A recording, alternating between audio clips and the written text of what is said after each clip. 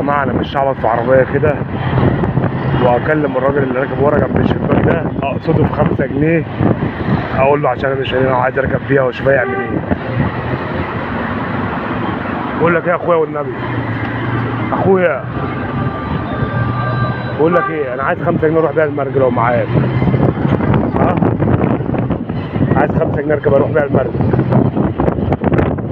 يابا ايه؟ ما معكش؟ يا عم ماشي، رزق على الله.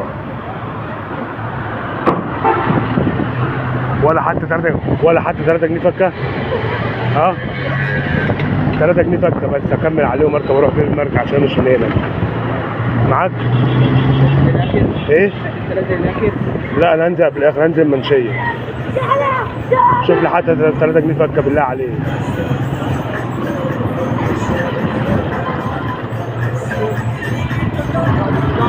ممكن يعني ولا اتحايل عليك؟ انا اتعشمت فيك يعني. معلش.